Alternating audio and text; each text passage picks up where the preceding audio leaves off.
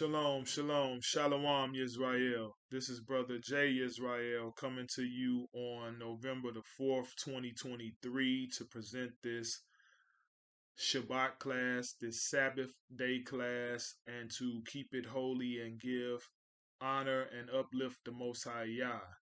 Hallelujah, hallelujah, hallelujah. We left off last time, we were talking about Abraham and how he was being tested by the Most High Yah. He was being tested to see if he honored and loved the Most High Yah above all. And he was asked to bring his son for a potential sacrifice. The Most High didn't allow it to go through. It was just a test. He passed the test. So now we fast forward and we're at the point where Abraham's wife, Sarah, she passes away. Genesis 23. She lived to be 127 years old. She died at Kiriath Arba in Hebron in the land of Canaan. And Abraham went to mourn and weep over her. He ended up buying a plot of land in Hebron to have her buried. So he ended up buying a plot of land in Mamre, which is at Hebron in the land of Canaan. And so in that field, in the cave, he ended up burying her. So we go forward from that time. Abraham was older, and he was looking for a wife for Isaac, his son. That was his son with Sarah. And so he brought his servant, his chief servant, his oldest servant that he had, and most faithful servant, and he told him that he wanted him to swear by the Most High Yah, the Elohim of heaven and earth, that you will get a wife from my son, but not from the daughters of the Canaanites, among from whom I'm living, but you will go to my country and my own relatives and get a wife for my son Isaac. The servant asked him, what if the woman is unwilling to come back with me to this land? Shall I take your son back to the country you came from? Abraham said, make sure you do not take my son back there. He said, the Most High Yah will be with you, and he will send his angel before you so that you can get the wife for my son from there. If the woman is unwilling to come back with you, then you will be released from your oath. Only make sure you don't take my son back there. So it was exact instructions not to take Isaac back to that land, but to bring the woman back instead to where they were at in Canaan. But he didn't want him to get a foreign wife, a woman from the Canaanites. He wanted to keep the bloodlines pure, and also, for religious reasons, because if you get a wife from another nation, another people that do not worship the Most High Yah, that was just going to corrupt the offspring and the lineage, because they're going to have you doing false idol worship, praising to other gods and all that nonsense, and going into wickedness.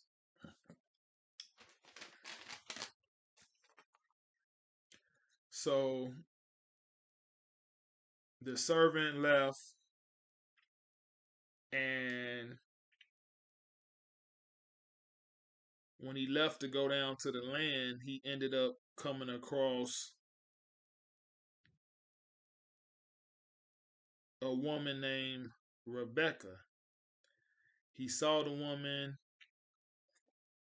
She was beautiful. So we're going to pick up at 24:15, Genesis 24:15. Before he had finished praying, this is the servant. Rebecca came out with her jar on her shoulder. She was the daughter of Bethuel, son of Milcah, who was the wife of Abraham's brother Nahor. The girl was very beautiful, a virgin. No one had ever lain with her. She went down to the spring, filled her jar, and came up again. The servant hurried to meet her and said, "Please give me a little water from your jar." "Drink, my lord," she said, and quickly lowered the jar to her hands and gave him a drink.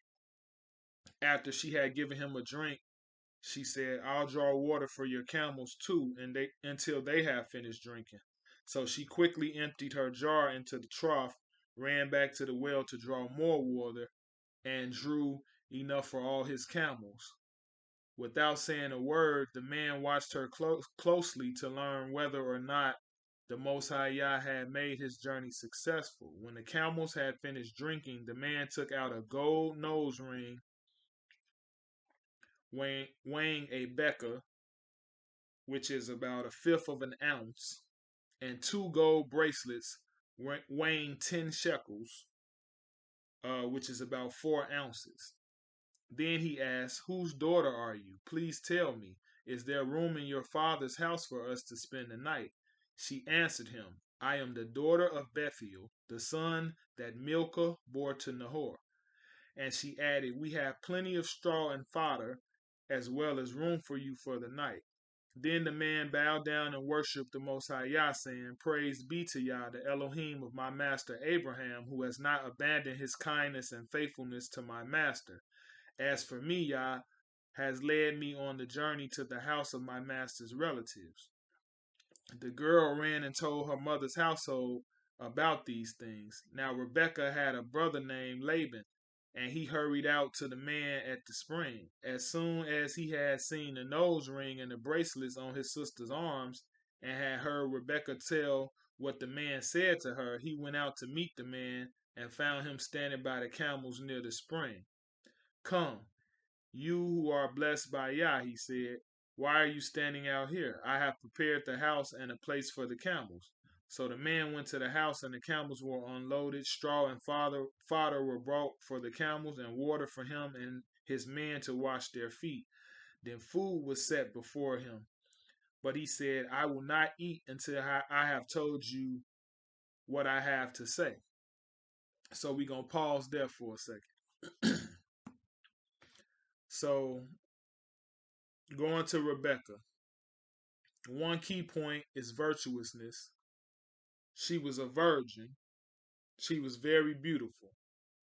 So, although if you're not a virgin, you don't have to feel bad, but it's just the point of showing your children, showing young women and older women this type of thing, to where virtuousness, not laying with a whole bunch of men, trying to not lay with any man until you met your husband. I know it's difficult in these days, but it was a reason why the Most High Yah had laws, statutes, commands, and things that he wanted us to practice. It's spiritual reasons and it's practical reasons. So the spiritual reasons should be kind of like self-explanatory. The more people you lay with, the more people's essence and life force are entering a woman. So the more men she's laying with, you exchanging spiritual and soul ties with people, depending on how you land with them and what's happening. You taking on different people's energy.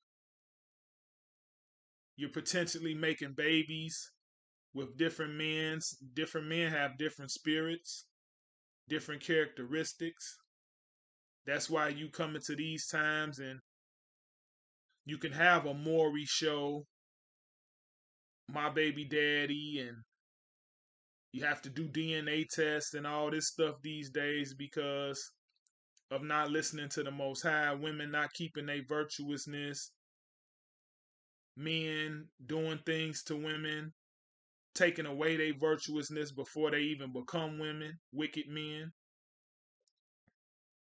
So, with all these sins and wickedness being done, it strips people of the goodness of their spirit. it makes a lot of chaos and confusion.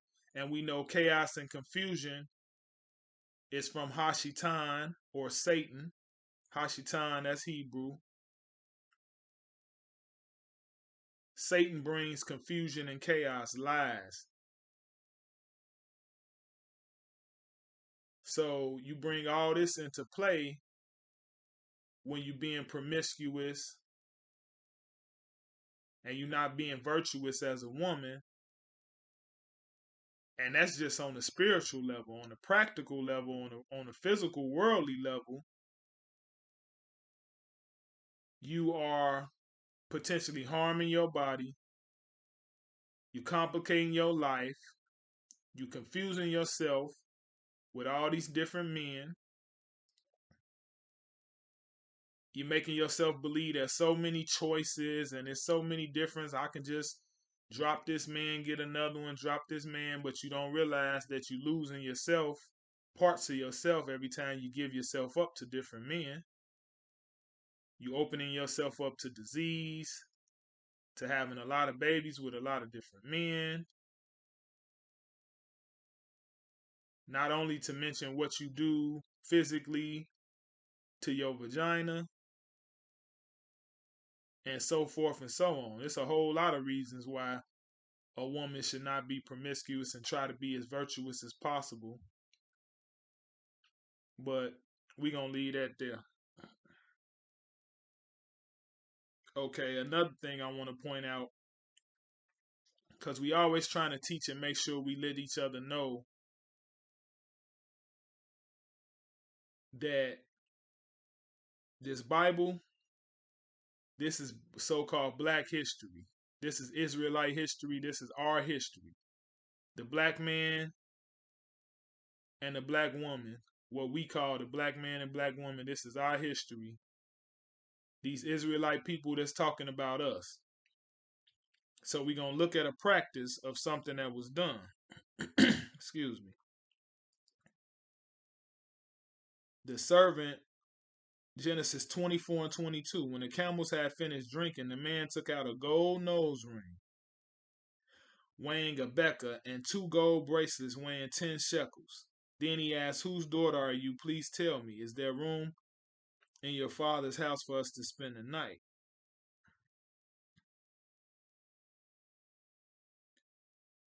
Verse 30. As soon as he had seen the nose ring, this is talking about her brother, he seen the nose ring that the servant gave to Rebekah. As soon as he had seen the nose ring and the bracelets on his sister's arms, and had heard Rebekah tell what the man said to her, he went out to the man and found him standing by the camels near the spring. So we focusing on the nose ring and the bracelets. Excuse me. Who is known for wearing nose rings? What women like to wear a lot of bracelets on their arms? Black women.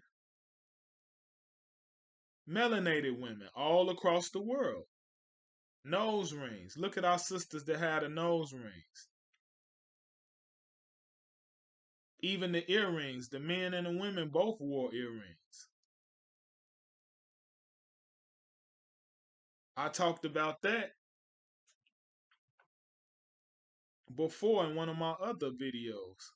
But when the Israelites, after Moses went up on the mountain,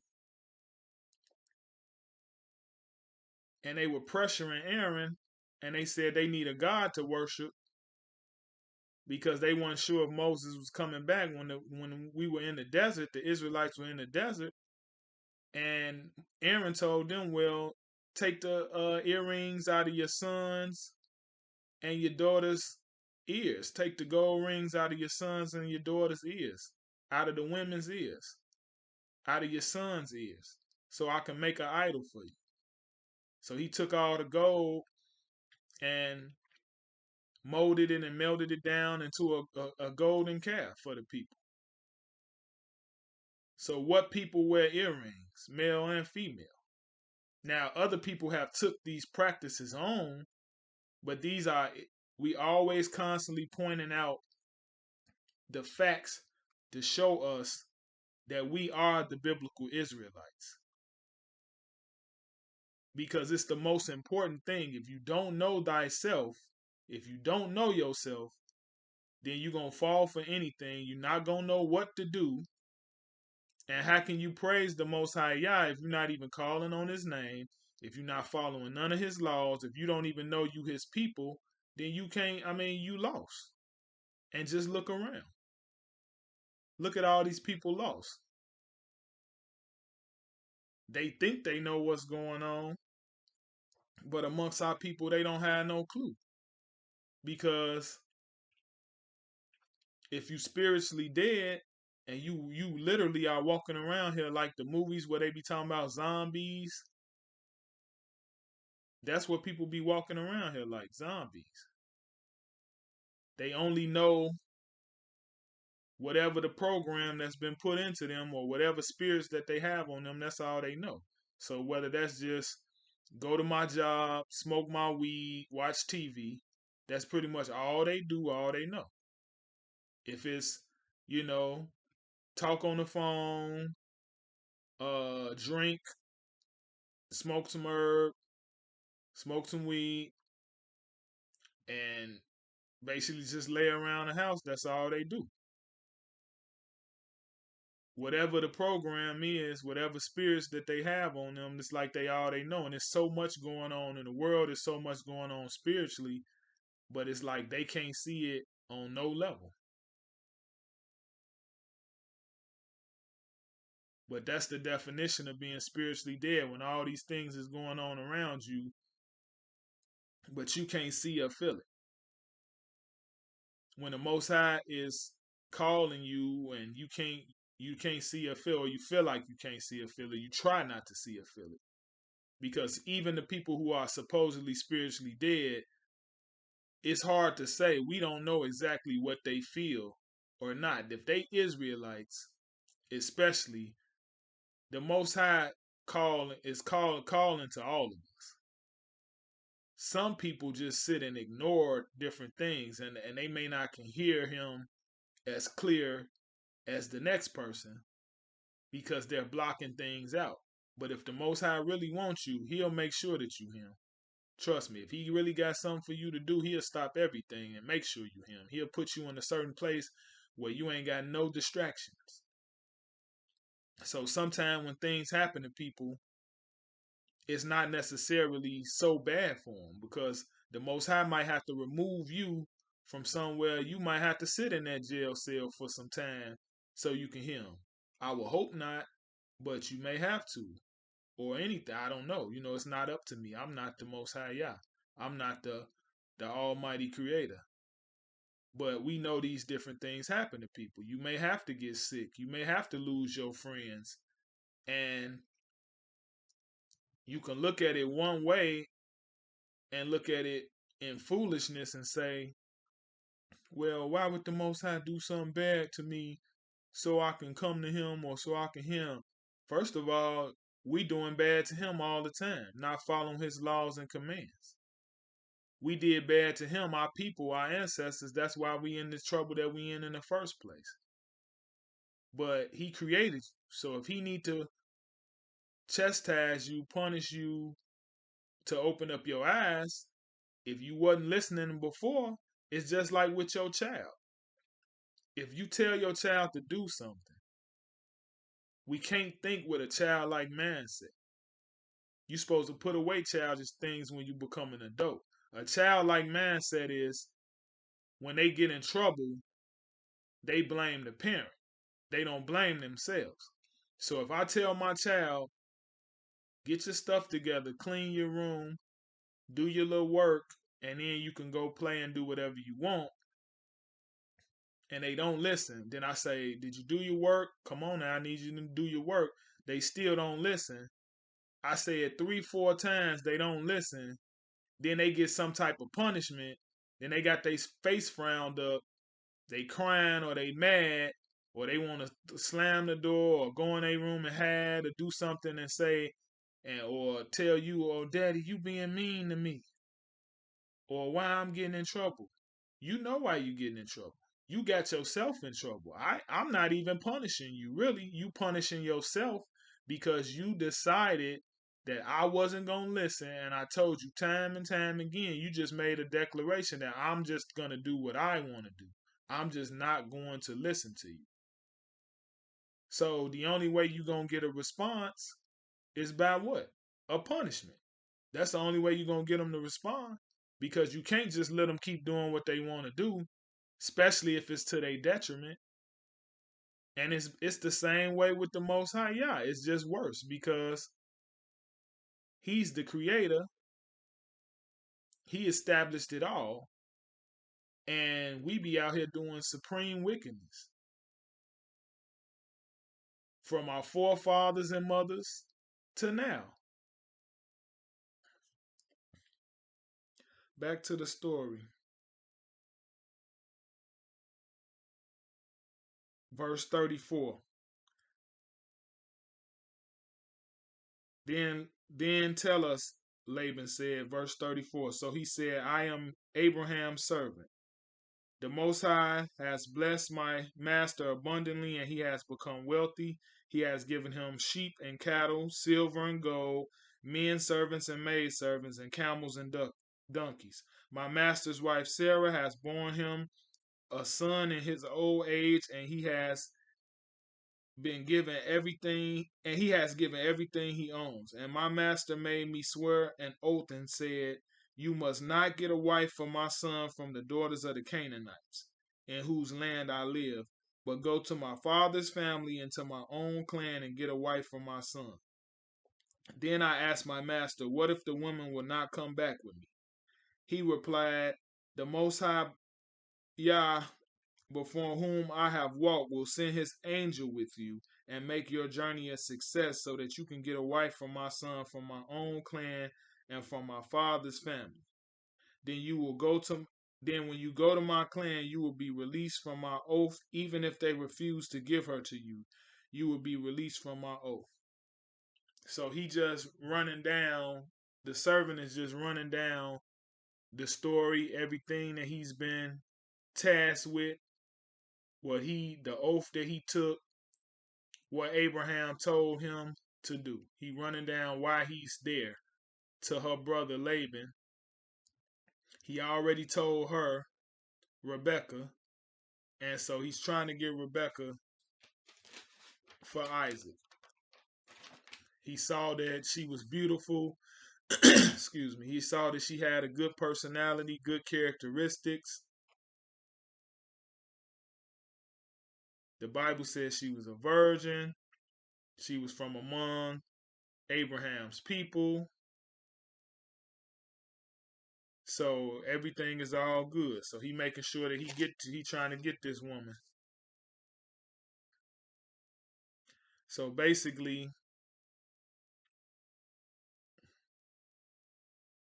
after he explains everything why he there,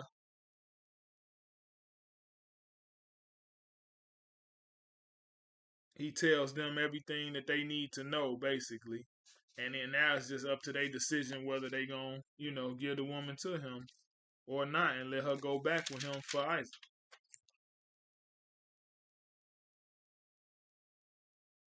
So we're gonna go to 24:47. This the servant talking. I asked her, whose daughter are you? She said, the daughter of Bethuel, son of Nahor, who Milcah bore to him. Then I put the ring in her nose, again the nose ring, and the bracelets on her arms, and I bowed down and worshiped Yah. I praised the Most High Yah, the Elohim of my master Abraham, who had led me on the right road to get the granddaughter of my master's brother for his son. So it's Nahor's granddaughter. Abraham and Nahor are brothers. So I'm not real good at that, but I'm pretty sure I know they cousins. That will make Rebecca and Isaac cousins. I think it's either second or third cousins.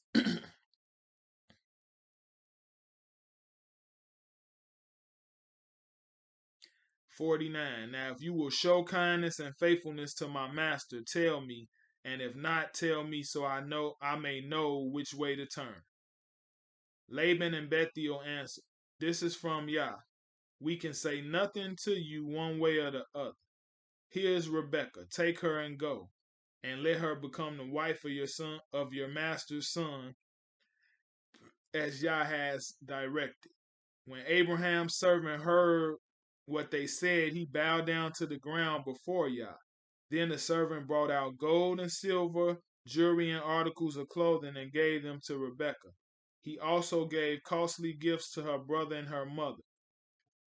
Then he and the men who were with him ate and drank and spent the night there. So, giving gifts to the family of the bride, that's what our traditions as well. Making sure if you have it, whatever you have, some things you give them because they giving their daughter, which is a value to them. She's going into another man's protection, into another man's household. You taking her from her father. She gonna be another man's responsibility. So you making sure that they taken care of financially, whether that be, money, some clothing, some articles of value, showing your thanks, giving your thanks for receiving her.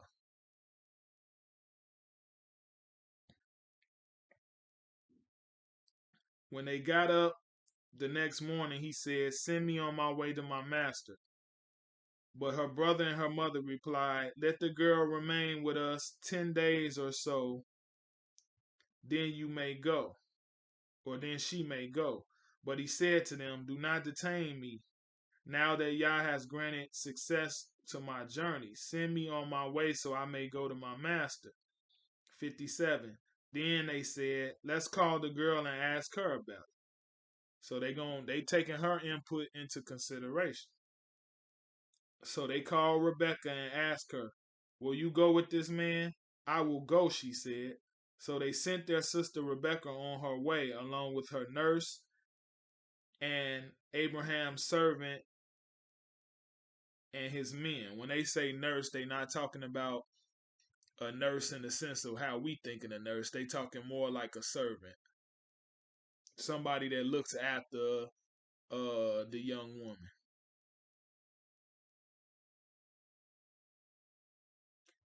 And they blessed Rebekah and said to her, "Our sister, may you increase to thousands upon thousands. May your offspring possess the gates of their enemies." Then Rebekah and her maids got ready and mounted their camels and went back with the men. So the servant took Rebekah and left. So they ended up meeting up as they continued on their journey and got back to the land. They met. Isaac saw them coming through up the field. He saw the camels. He saw them approaching. Rebekah, she saw Isaac. She got down from her camel and asked the servant, "Who is that man coming to meet us?" The servant said, "He is my master." She took her veil. She had a veil on her face. She took it off. Then the servant ended up telling Isaac everything that went down, everything he did to get Rebekah. Isaac took Rebekah in his mother's tent because they lived in tents. But just because they lived in tents didn't mean they didn't have money. They were shepherds. So shepherds, as long as you got animals, as long as you got livestock, you got money. You could have vast land. You just might live in the tents on the land. They lived on the land. So he took her in his mother Sarah's tent. Now, his mother passed away, and he married her. She ended up becoming his wife, and he loved her. And he was comforted after his mother's death. So that was another way of comforting him because he was mourning his mother. He lost his mother. He was close with his mother. And, now he got a new woman in his life to help him, take care of him and the things that a man needs from a woman and to also help him through his grief.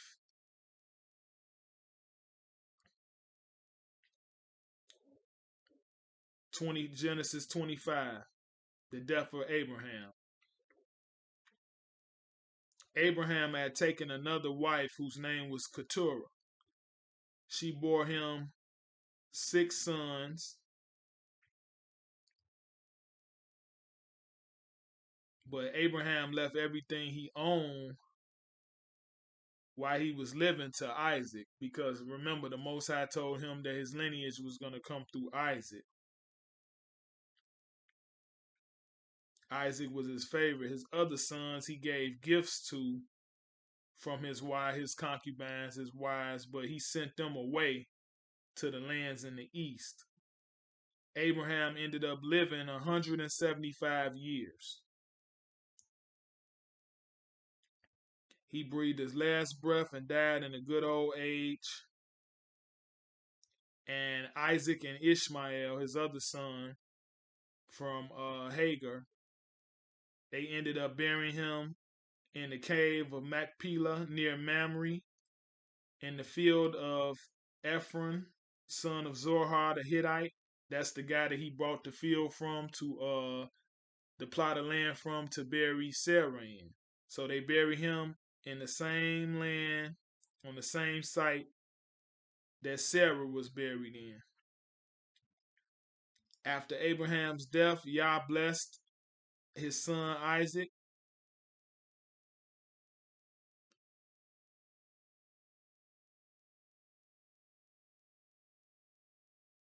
Now, this is the account of Abraham's son Isaac. So this is his lineage, his sons. Starting with verse 19, Genesis 25 and 19. I'm skipping over some things because we don't have time to go through every single detail. This is the account of Abraham's son Isaac. Abraham became the father of Isaac, and Isaac was 40 years old when he married Rebekah, daughter of Bethuel the Aramean from Padan Aram, and sister of Laban the Aramean. Isaac prayed to Yah on behalf of his wife because she was barren, so she couldn't have no children at first. The Most High answered his prayer, and his wife Rebekah became pregnant. The babies jostled, they fought each other within her, and she said, "Why is this happening to me?" So she went to inquire of Yah. The Most High Yah said to her, "Two nations are in your womb, and two people from within you will be separated. One people will be stronger than the other, and the other will serve the younger."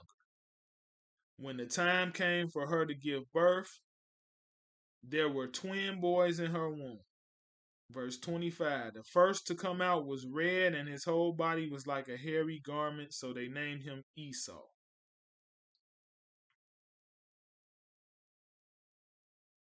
Esau means hairy. He was also called Edom or Edom, which means red.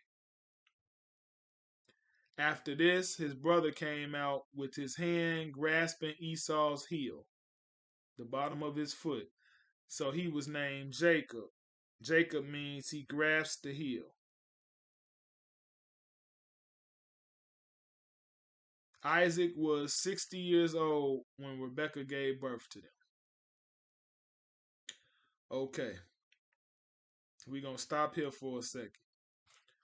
Now, I'm not going to get too deep into the whole Esau thing.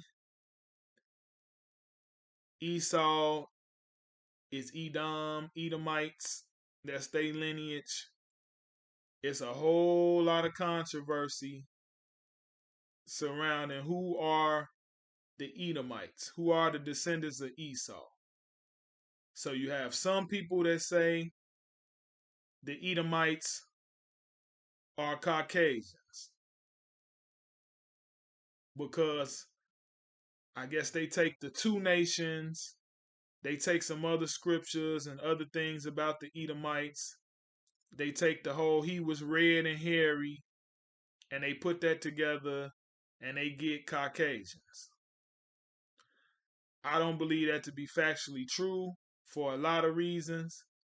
I'm just going to explain a little bit. I'm not going to get all deep into who the Edomites are because you could do a whole lesson about that.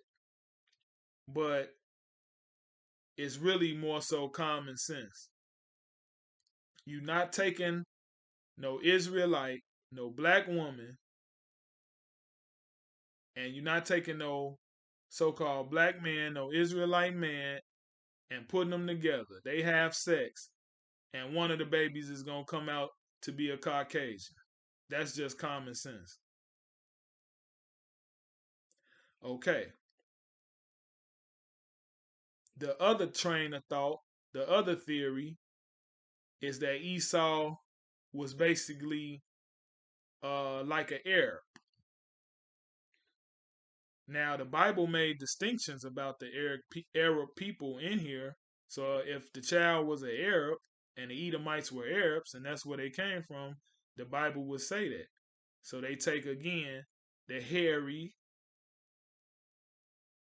I don't know what they deduce from the red, but they take some other things that have happened and they say, well, the Edomites were Arabs. I don't think that's true either. So then you'll ask me, well, what you think the truth is? From my studies, red, if you look it up, and it might take some time, red did not always mean the color red, the exact color red like you thinking. There were different melanated people that were considered or called red. The Ibu people. It was different people throughout time. Didn't no black woman, no Israelite woman, have no baby from no other race. That doesn't make no sense. Just because it said two nations, a nation is a group of people. So Canaan, the Canaanites, they were black people, melanated people. That's a different nation from the Israelite nation. It's plenty of different nations. The Ammonites, they were black people, melanated people. They were a different nation. So just because it say nation, they thinking in terms of modern day, and they looking just distinctly at race and saying, oh, they putting the red together and the hairy. Oh, this was a whole nother race of people, completely different, that wasn't melanated, or if they was melanated, it's a whole completely different type of people, and she gave birth to them. Well, how would that make sense? How would that make any sense? We know that a black woman, a melanated woman, can have all different type of shade that her baby can come out, from vanilla to dark black, blue black, to vanilla extremely light. We call light skinned people red bones. You got to use your brain. Don't we call light skinned people red bones? Some people even call light skinned people yellow. You call certain complexions caramel. This is the same thing. And throughout time, different words mean different things. So we trying to take, a lot of people try to take a term that's used today and try to make it mean something thousands and thousands of years ago. But being truthful, let's go to the Caucasian theory. When have white people ever been called red? You see what I'm saying? If anything, Native Americans was called the red people. A lot of Native Americans was us. When you putting together and trying to learn truth, you have to put it together like a puzzle. Everything is not going to be easily placed, and then you have to use different references and common sense. You can't just be trying to make something what you want it to make, what you want it to be, excuse me, and what you want to make it just because that's what you want to make it. People do that with the Bible, change up things because there's been so much taken out of the Bible, so many books missing, things added, so many different things, and then people even add and take away from that. They try to make things what they want it to be.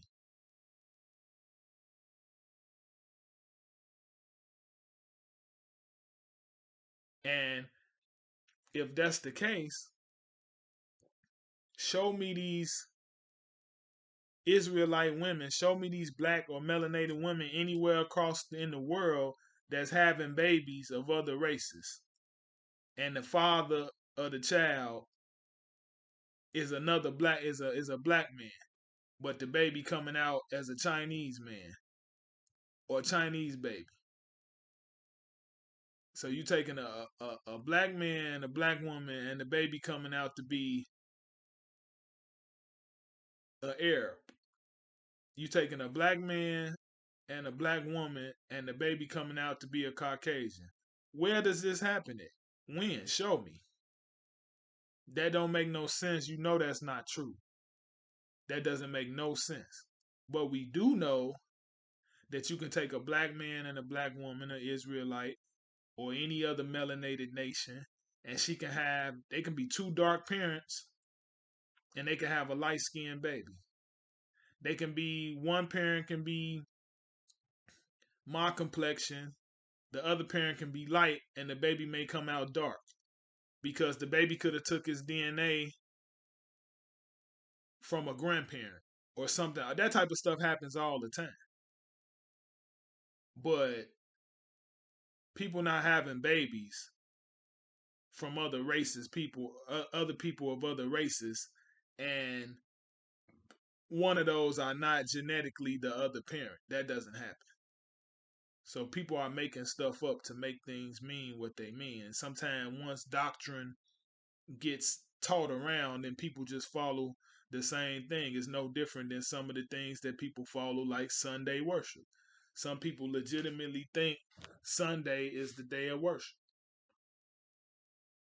because it's been passed down tradition. So they like, well, that's when I've always, had fellowship. That's what I always thought the holy day was. That's what I always thought the day of rest was.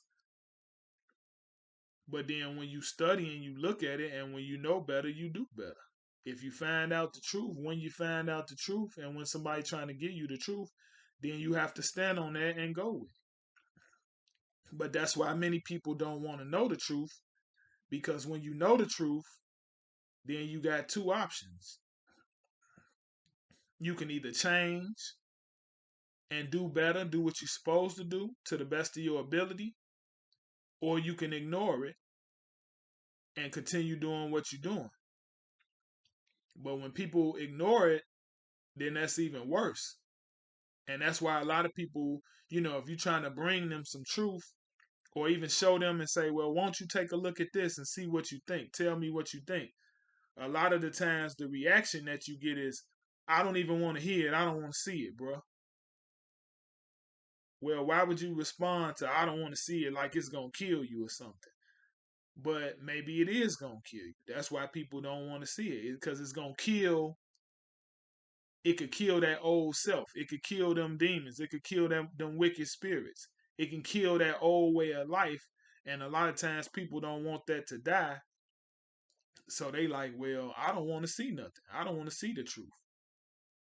It even goes so deep as to where I've told somebody before some things about like these holidays and different truth.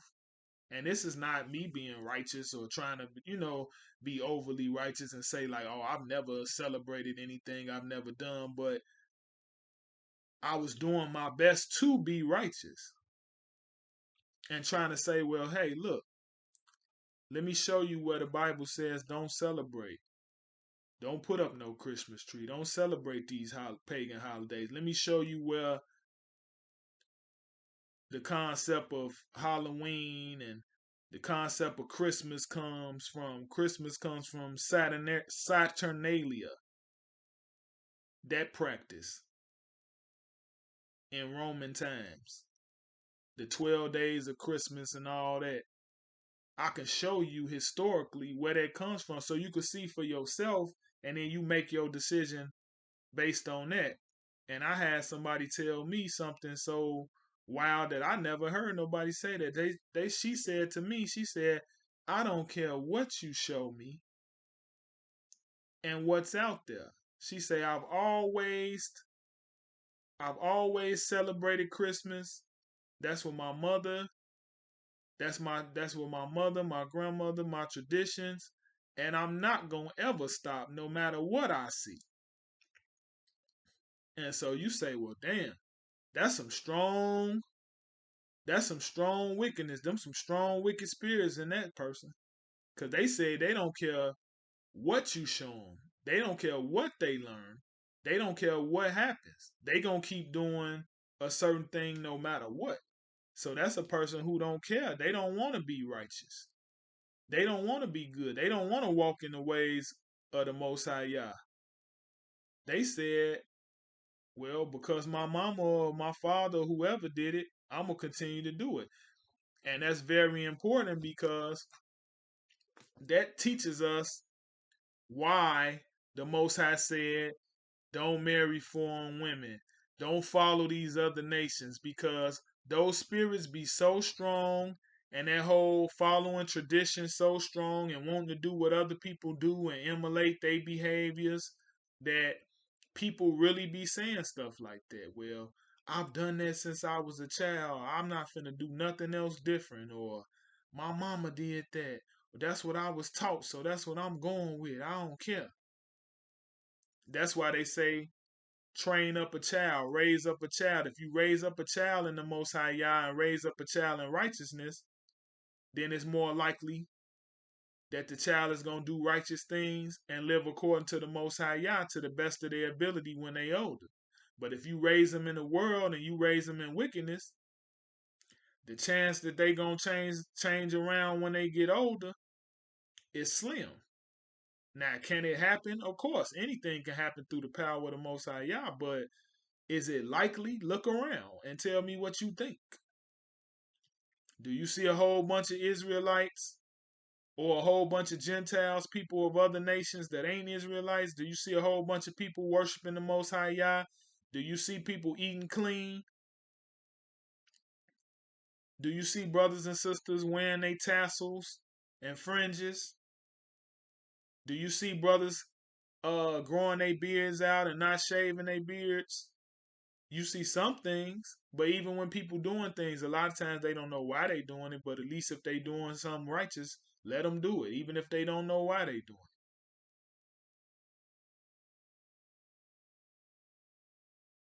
it. Do you see brothers taking wives and marrying women, and sisters allowing themselves to be led by men? And do you see brothers and sisters getting along and respecting each other?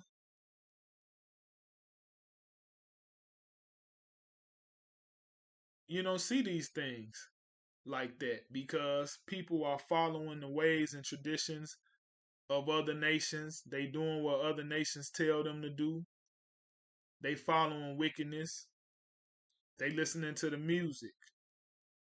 They doing idol worship.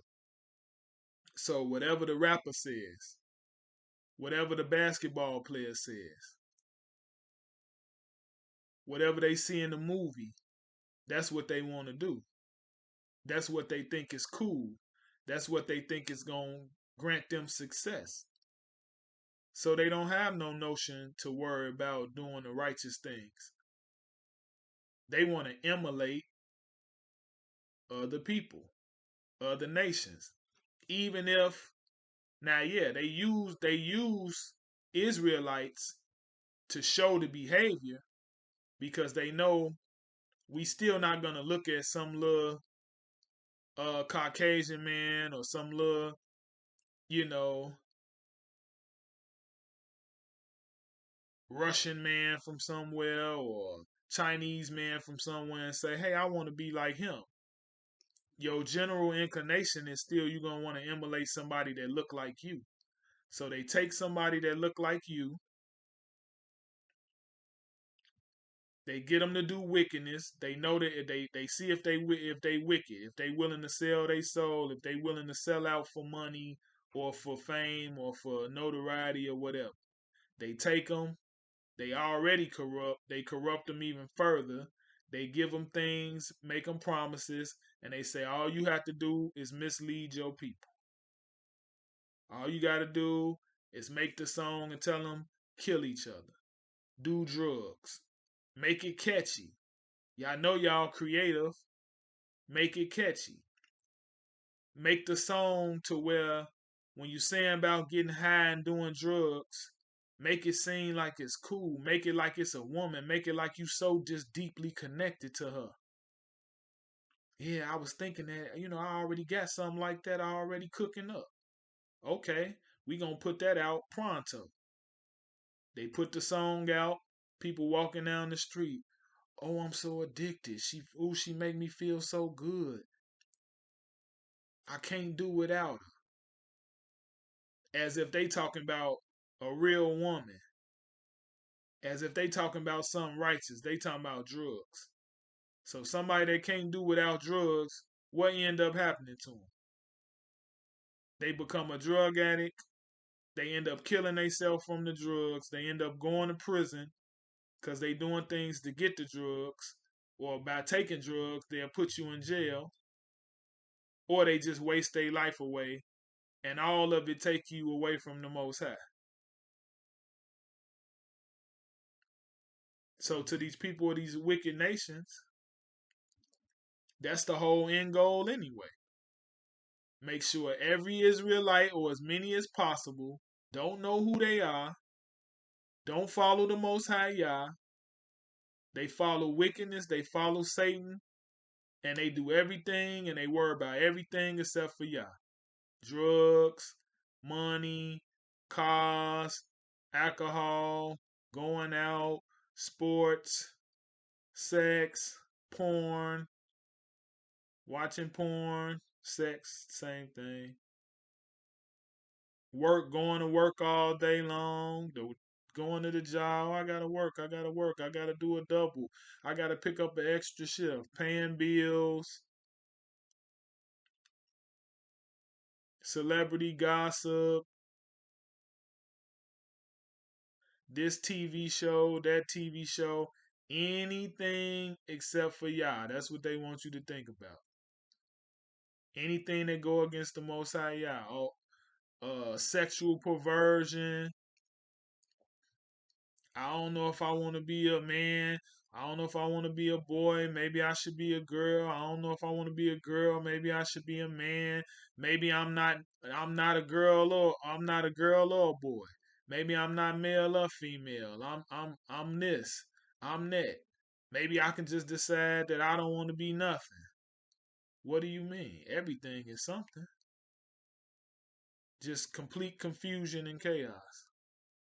That's the goal.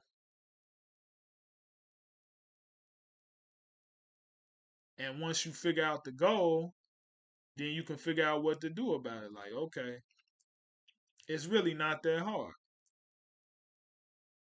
These Satan is using these wicked nations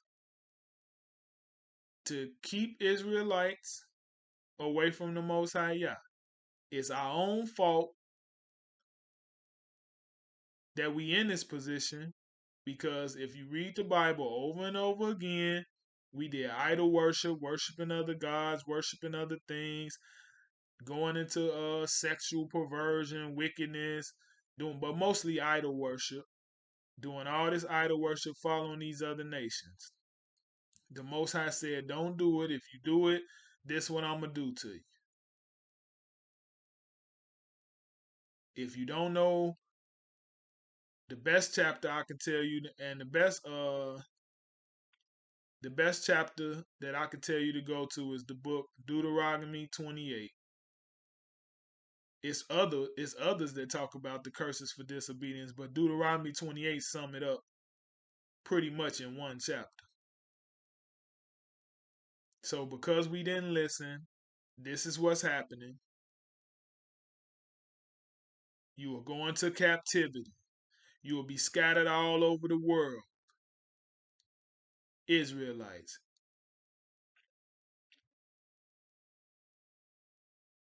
A fierce, a fierce looking people with no regard for the old or the young will be over you and will be killing you and doing things to you. You will be getting punished 7 times over for the things you do.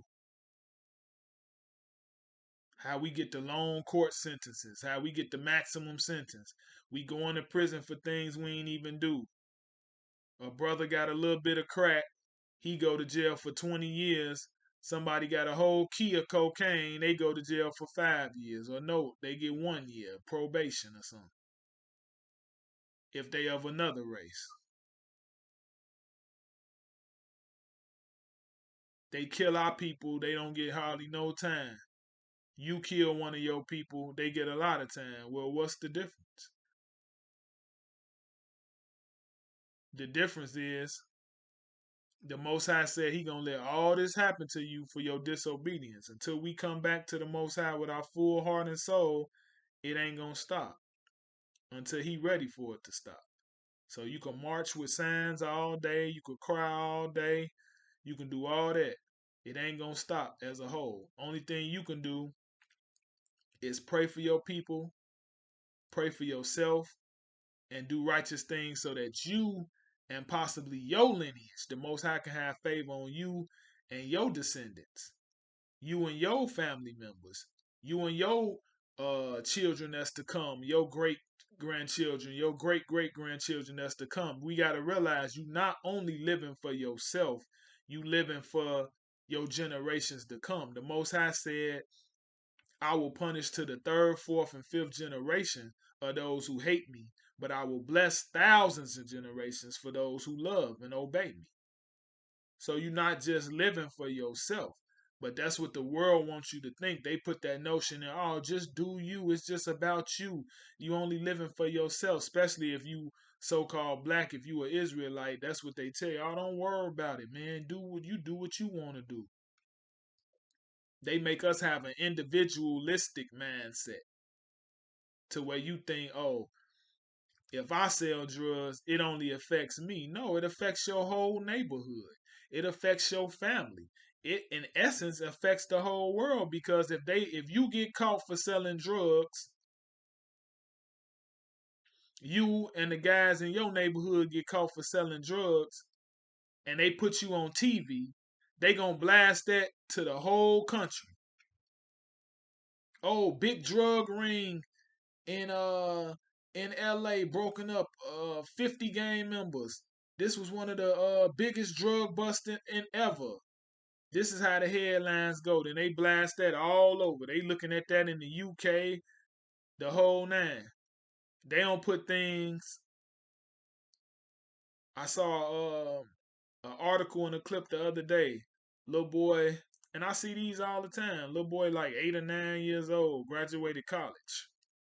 You think they gonna put that on national news? A little melanated Israelite boy graduating college at 9? Heck no. That's not what they want to show to the world, that you intelligent. They don't want to show that you do positive things. They don't want to show that type of greatness out here. They want to make it show the way you a fool. And all you do is craziness.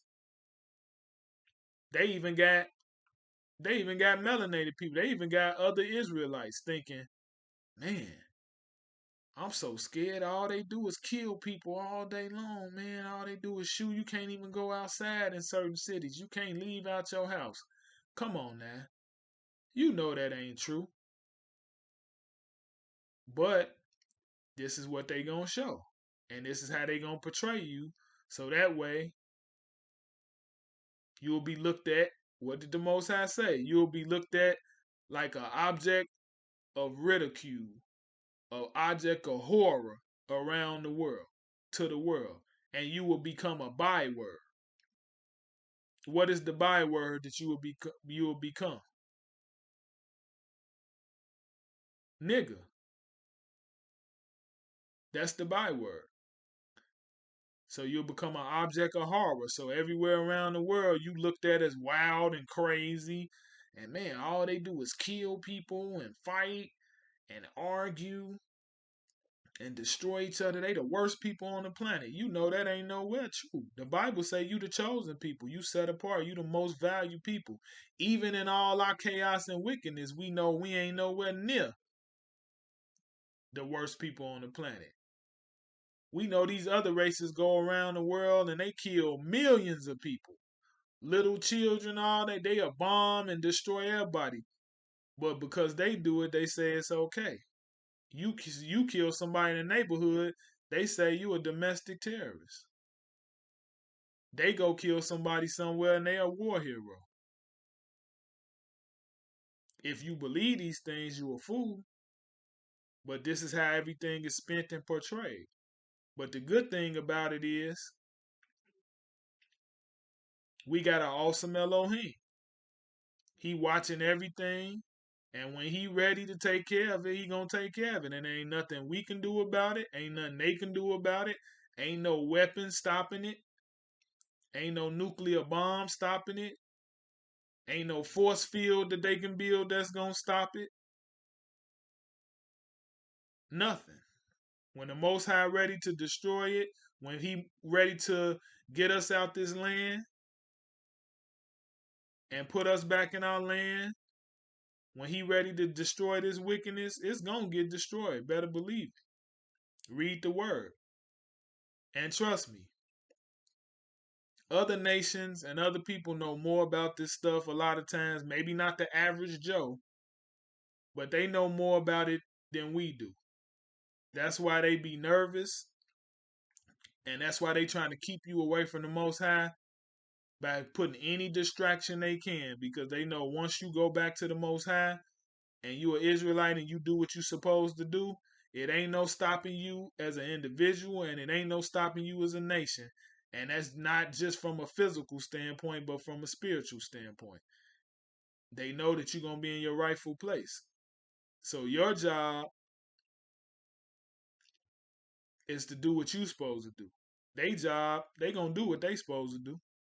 So you should wake up every day that the Most High put the breath of life in you, and you wake up, you should say, okay, you giving me another chance, Father. I know my day, what I'm supposed to do today is uplift you in any way I can, do righteousness, get as close to you as I can, and if I can bring others along to do righteousness and be close to you, that's my job each day, to do the best I can every chance that you give me.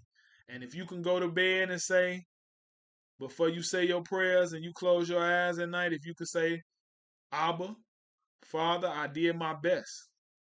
I did my best today. And if you give me an opportunity to do my best tomorrow, I'm gonna do my best for you tomorrow. Then it's job well done, son. Job well done, daughter. That's it. This is brother J.Yisrael. I'm gonna let y'all go on this. I thank you. I love you. I pray nothing but goodness on you, righteousness, the cleansing of your heart, purifying of your heart and your mind. And those who are of Yah and that have righteousness, we have to come together better. We have to reach out to each other, come together better, because the people that's living in the world and doing wickedness, they support each other. They come together. They get together. They fellowship to do their wickedness together.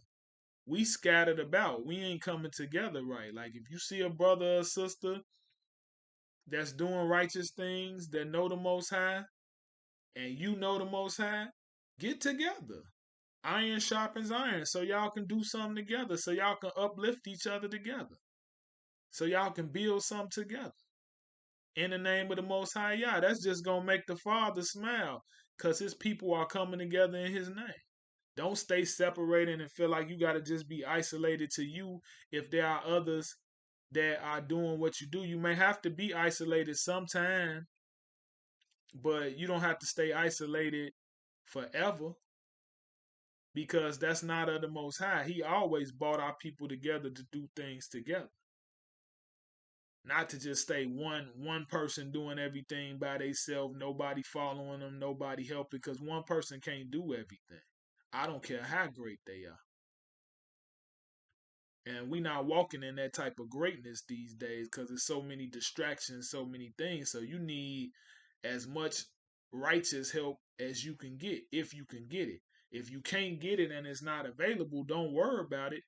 Ask the Most High to surround His angels with you and just walk with the Most High and the angels. Let that be your company. That's the best company you can have anyway.